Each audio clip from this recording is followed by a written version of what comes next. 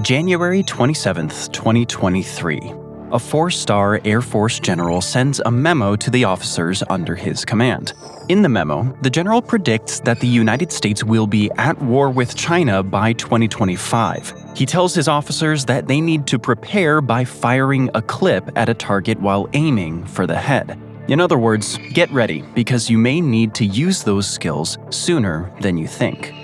That memo was written by General Mike Minihan, who's the head of U.S. Air Mobility Command, and obtained by NBC News. Minihan commands a force of around 500 planes and 50,000 service members, with his team being responsible for refueling and transporting planes around the world. So he's no small fry in the American military structure.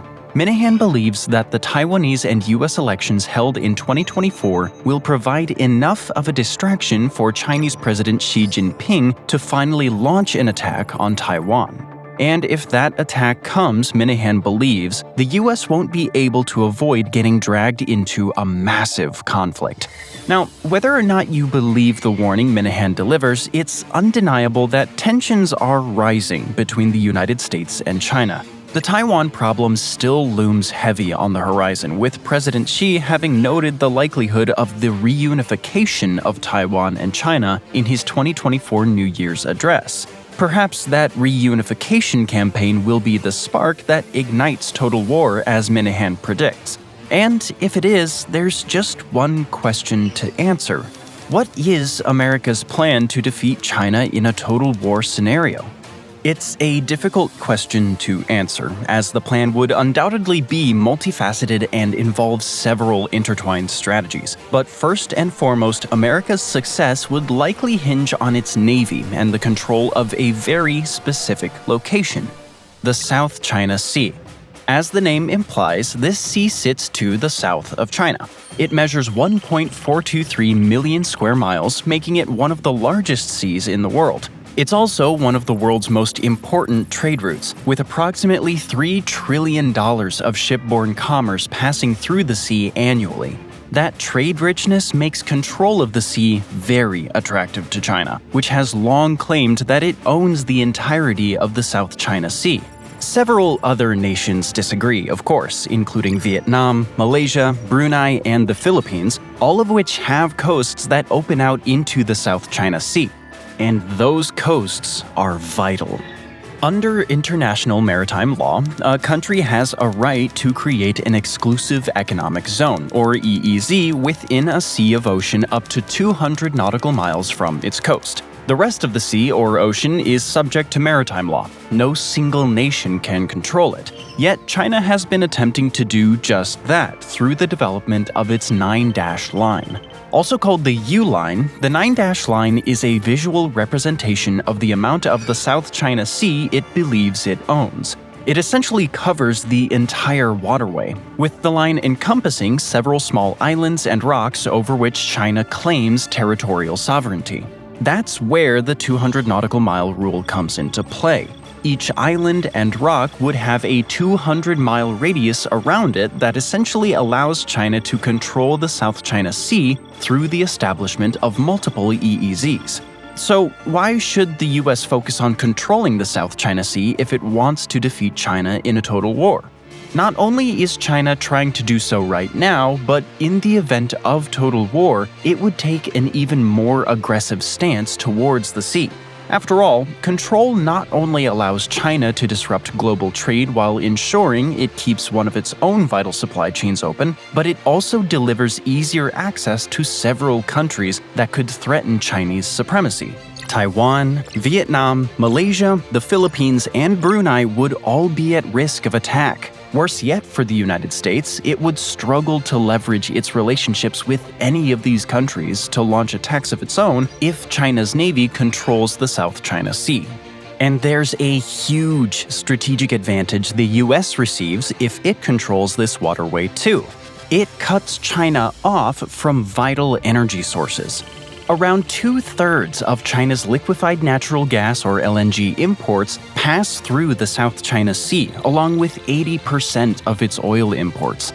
China is dependent on both, since it has relatively limited means producing its own gas and oil, which is why it imports the majority of both. A U.S. naval presence in the South China Sea not only sets the stage for attacks on China, but it allows the U.S. to disrupt the inflow of valuable resources into Beijing, an aspect of its war strategy that will be further highlighted later on in this video. It's also worth noting that Taiwan is as much a beneficiary of the South China Sea as China is. In 2016, 90% of Taiwan's LNG flowed through this body of water. So, American control not only damages China but reinforces U.S. allies in the event of war, which is why the early stages of the war would likely see a full naval conflict between the U.S. and China. The outcome of that contest would set the stage for the entire war, with the United States likely to come out on top. That confidence in a victory may not be immediately apparent. After all, China's navy is larger than America's in terms of volume of assets. As Forbes pointed out in 2021, the People's Liberation Army's or PLA's navy has 355 frontline warships that are at least as large as a corvette, compared to the US Navy's 305 frontline ships. China's navy appears even stronger when you add smaller patrol and coastal missile boats into the equation. Those bolster its numbers to above 400. However, these initial assessments ignore a crucial point. Though slightly smaller in assets, America's fleet displaces 4.5 million tons of water, around twice that of China's navy. This translates into the US having much larger ships, which come with the advantage of superior defenses and weapon loadouts. In theory, the entire US fleet packs a massive punch. Its combination of ship and submarine-launched missiles hits 10,196. Add anti-ship missiles to the mix, and the number comes closer to 10,500. Then there are the aircraft carriers. The United States has 11 of them, each capable of carrying around 90 aircraft to China's 2. Those carriers will be a crucial part of the naval campaign, as the jets that launch from them will not only allow the US to better attack China's ships, but will also enable attacks on the mainland. Still, this early period of the war is the one that's most likely to see the most casualties. That's because the fighting in the South China Sea will likely occur in tandem with an attempted Chinese invasion of Taiwan. As General Minihan noted in his 2023 memo, China's desire to take Taiwan will likely be the catalyst for the United States entering the fray. Interestingly, the United States has never fully committed to Taiwan's defense if it faces an attack from China. The two don't have official diplomatic relations, though they have a strong unofficial relationship, as the United States has typically tried not to rock the boat too much in terms of China's claim on the island. But despite this relationship being unofficial, the odds are that the US will come to Taiwan's aid. President Joe Biden said as much in May 2022 when speaking to 60 Minutes, simply replying yes when asked if the US was willing to get involved militarily to defend Taiwan. Though those comments have been somewhat backtracked since then, they reveal America's thinking about the island. After all, taking Taiwan wouldn't just give China a key tactical position through which it could expand its interests in the South China Sea, it would also deliver control of the Taiwan Strait, as well as control over an island that manufactures 60% of the world's semiconductors. The US cannot allow that to happen. But on the strategic front, China having to dedicate part of its naval resources to an invasion of Taiwan would play in America's favor. The US would also be aided by Taiwan being a geographical nightmare for China to invade. Though it's only 110 miles wide, the Taiwan Strait is racked by strong winds, powerful wave swells, and fog almost year-round. In fact, the Center for International Maritime Security said that wind hits level 6 on the Beaufort scale for 156.3 days of the year, classified as a strong breeze of between 22 and 27 knots that's capable of generating waves up to 13 feet. Sailing an invading force into Taiwan isn't a simple prospect because of these conditions. China would be forced into trying to create a combined aerial and naval blockade around Taiwan as part of its attempted invasion.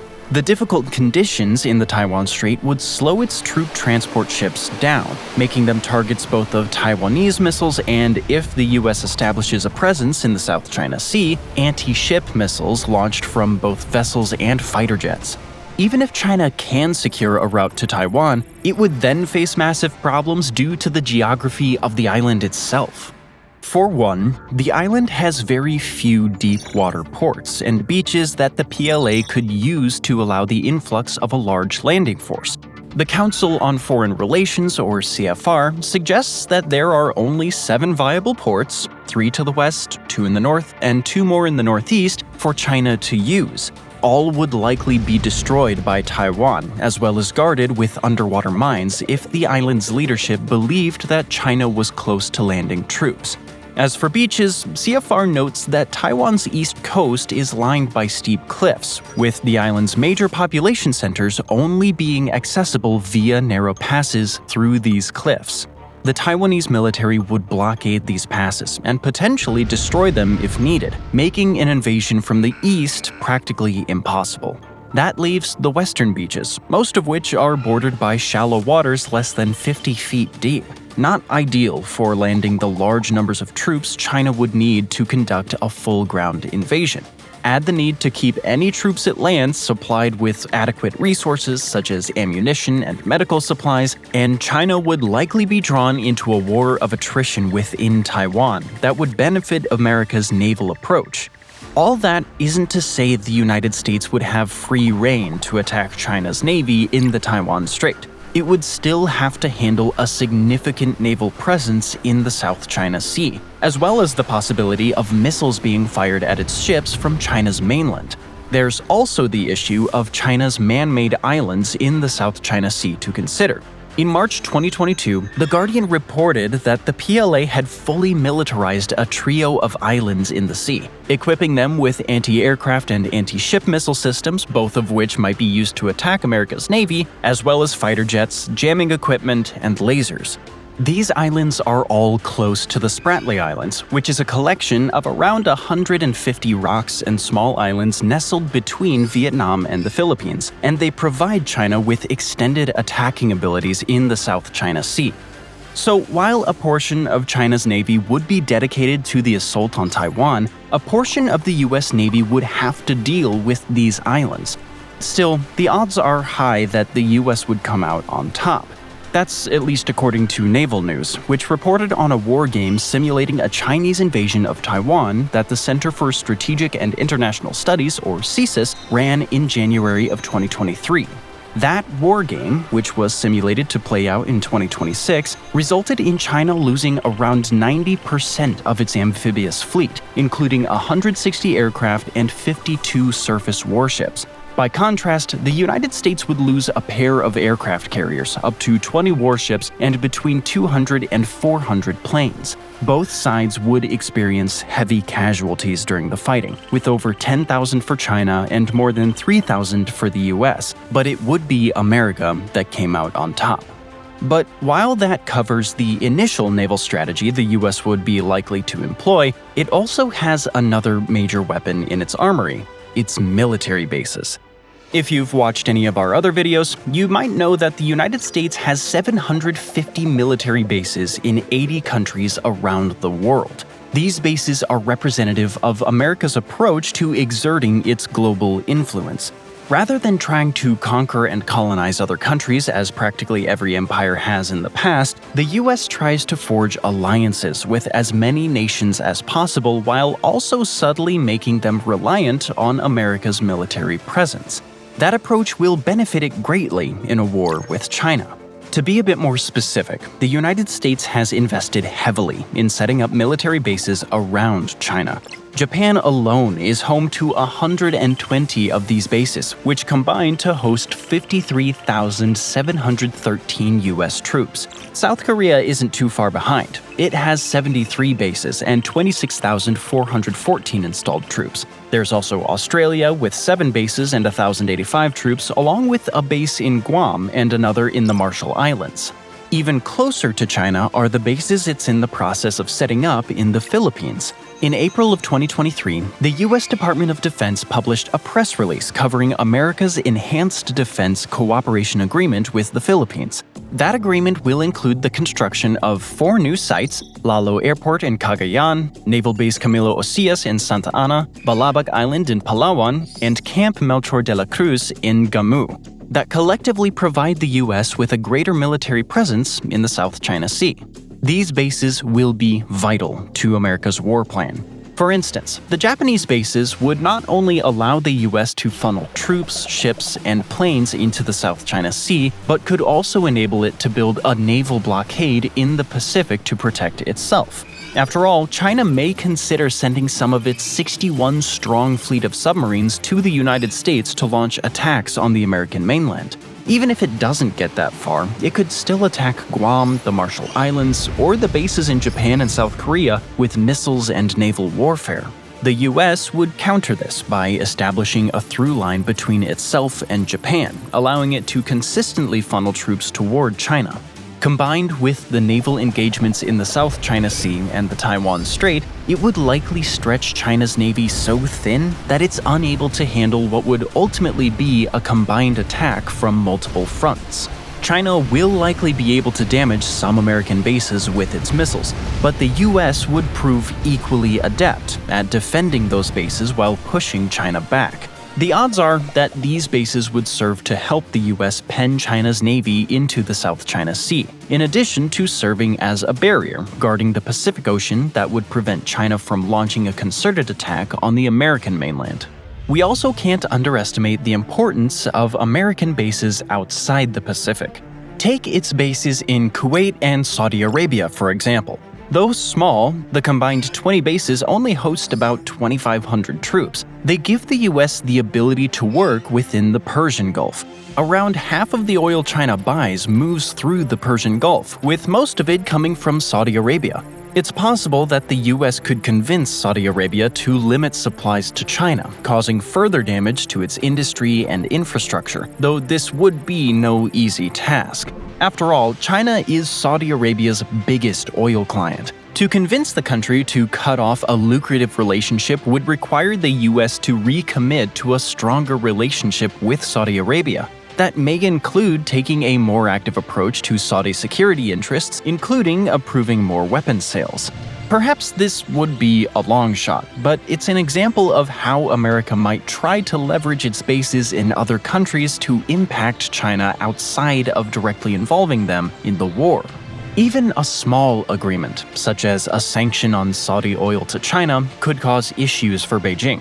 Add the potential for a greater US naval presence in the Persian Gulf, and you start to see how America's approach to building strong relationships with overseas allies would play in its favor in a war against China. Staying on the topic of alliances, the US has a pretty important alliance that it might be able to leverage against China as well. It's NATO membership. The US is one of the key members of NATO, and like its fellow members, it's covered by Article 5 of the NATO Charter. This article states that an attack on one NATO member's soil is considered an attack on all members, essentially forming the backbone of the organization's collective defense strategy.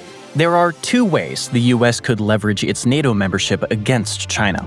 The first is to use the membership as the deterrent it's intended to be. In other words, it could be dangled over China's head, to the point where Beijing reconsiders any attacks it might have otherwise made on American soil.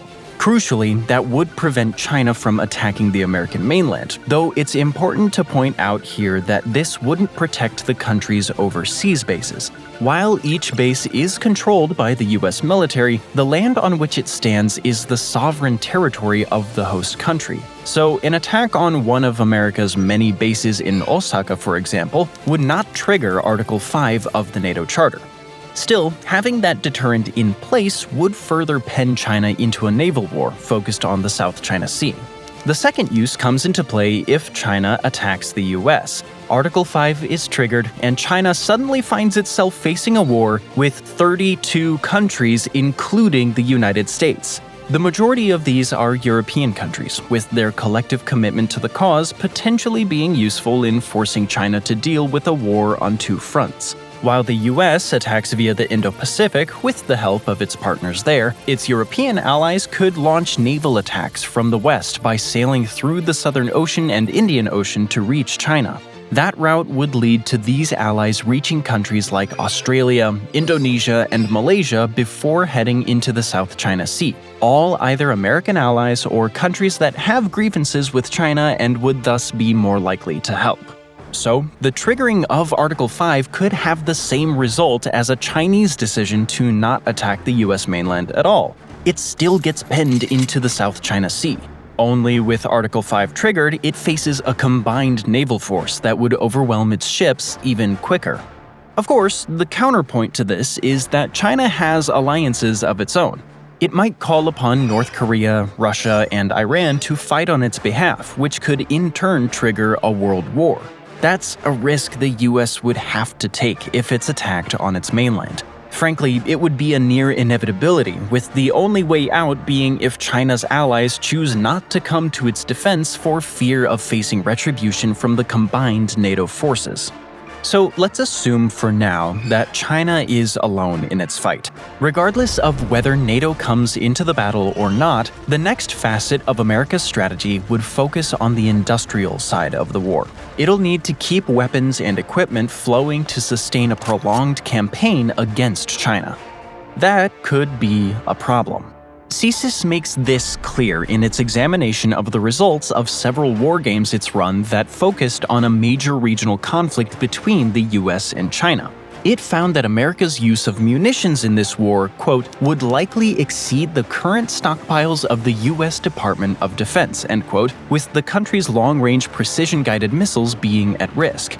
The worst part? CSIS estimates the US would run out in less than a week.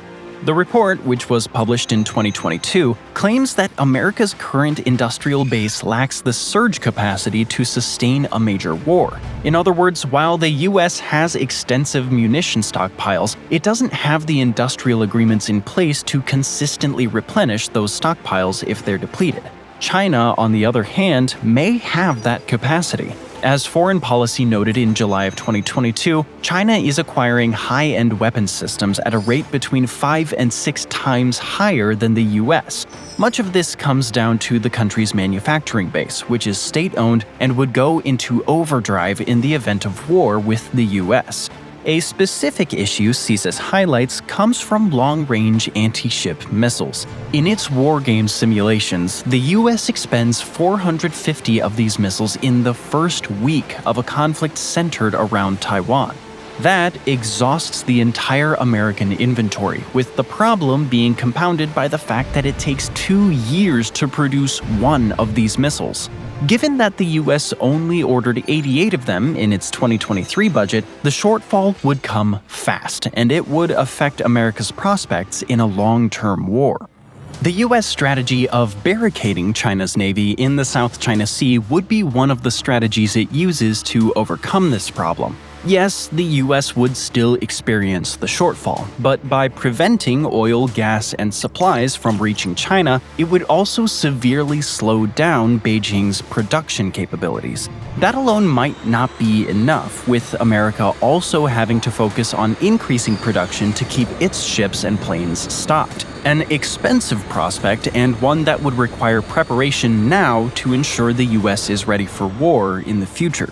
Still, as CSIS notes, the Ukraine war has taught us that a modern war will be one of industry.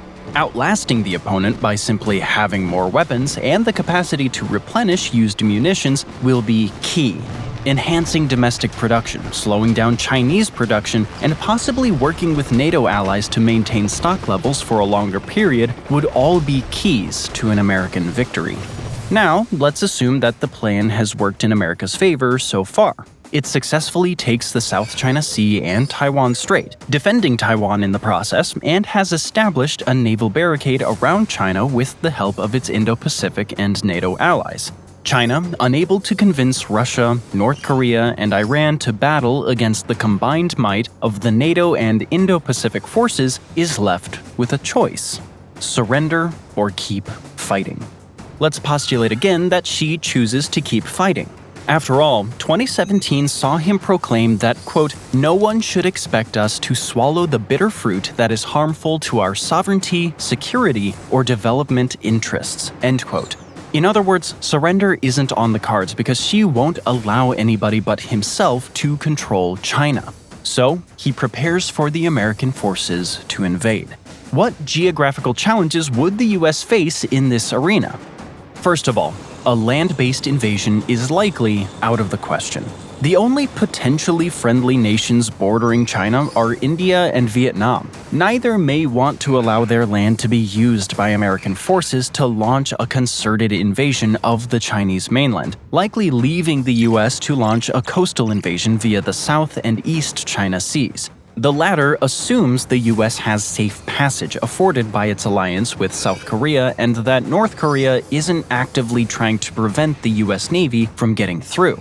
This isn't necessarily a bad thing. China's inland borders are harder to surpass than its coastal ones. Mountain ranges serve as natural separating points between China and several of its neighbors.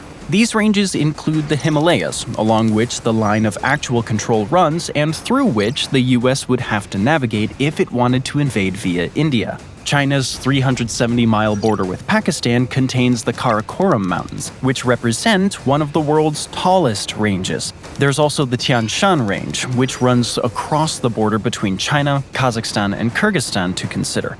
Even if the US had the option of invading from the west, it would likely favor the eastern coastal route due to the difficulty inherent in traversing these mountain ranges.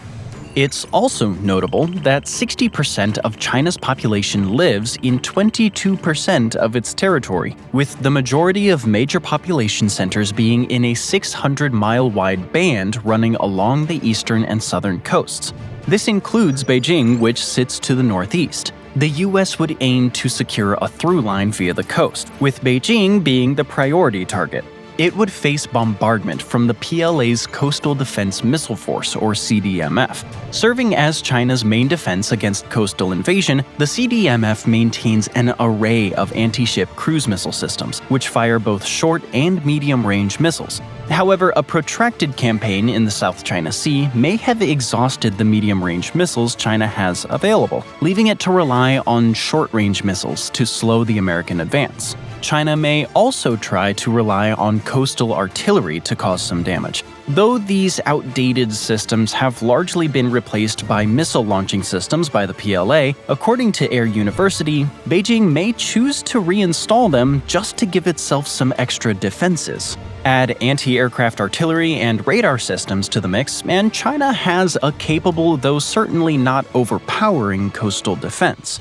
The problem for Beijing is that the US taking the South China Sea would mean it has plenty of time to prepare. It would maintain its barricade while ensuring its aircraft carriers are restocked with planes, ammunition, and fuel. The same goes for its ships. The many bases the US maintains in Japan, South Korea, and Australia will all be used to refuel, restock, and eventually serve as the launching point for a concerted collaborative attack designed to overwhelm China's coastal defenses.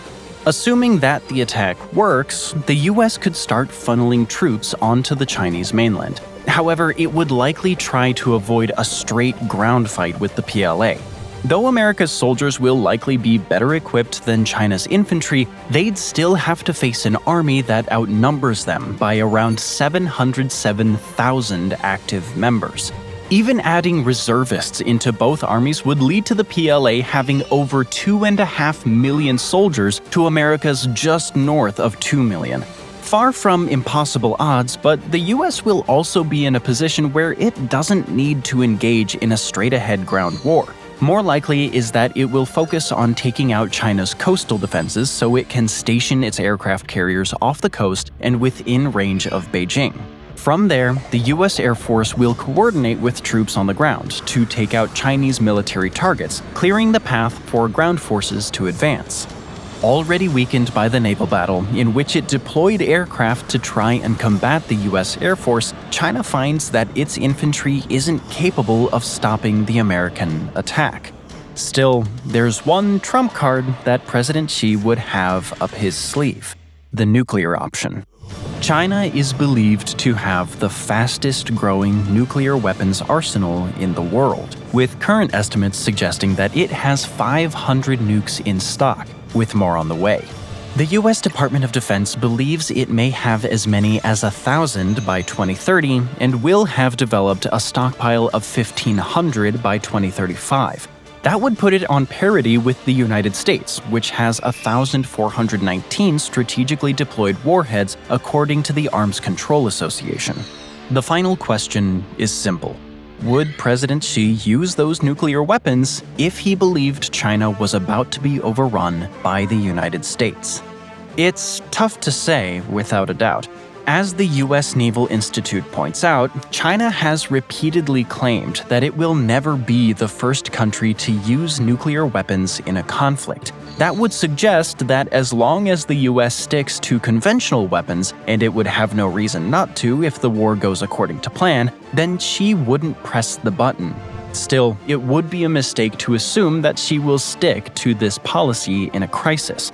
By pushing the nuclear button, he knows that he'd plunge both the United States and his own country into a hellscape. Would he be prepared to go so far to prevent a Chinese defeat? Let us know what you think in the comments, both about China's capacity for using its nuclear weapons and the plan the United States has in place to defeat the PLA. Are there any holes in this plan? Is the US Navy really superior to China's Navy? Let us know your thoughts in the comments below. Thanks for watching, and take care out there.